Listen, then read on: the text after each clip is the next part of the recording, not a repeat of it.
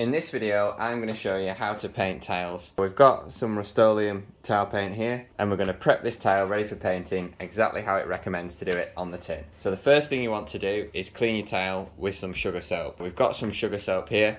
We're going to put a list of everything we've used in the description.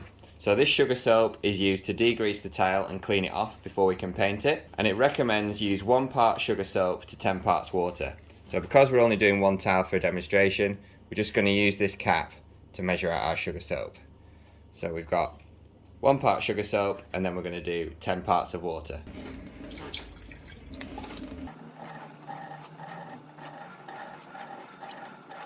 You always clean your tile before sanding and creating a mechanical key. This is because you don't want to sand it and drag all the dirt and grease around.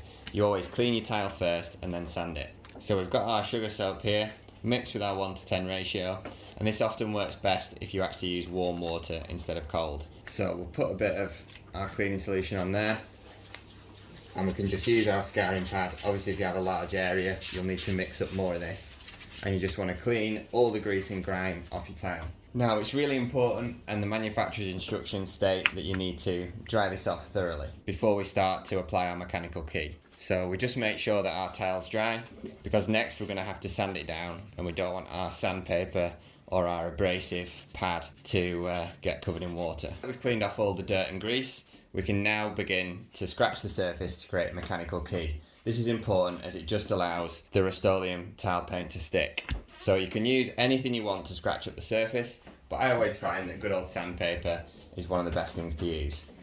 So we're just going to go over the surface, and this ceramic tile has actually got a decent glaze on it, and you can see already that the sandpaper is starting to scratch that glaze.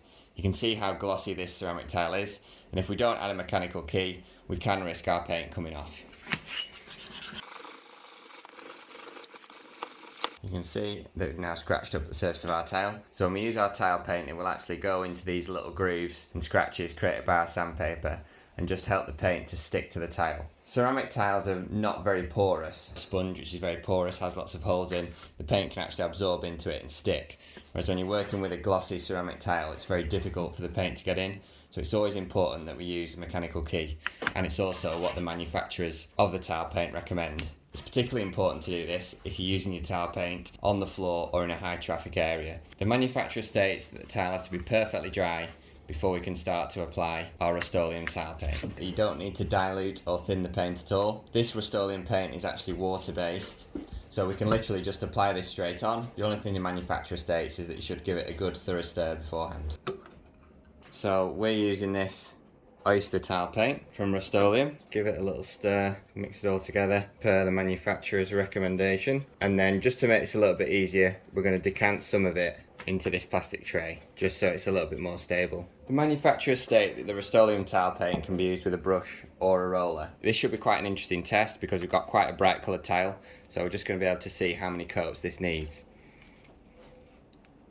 So hopefully this will give you a good idea of the finish. It spreads quite nicely over the tile.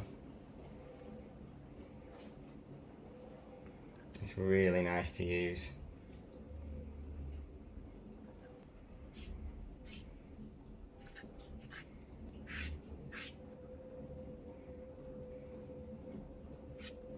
We're then going to apply our second coat in the second direction once we've given this 2 hours to dry.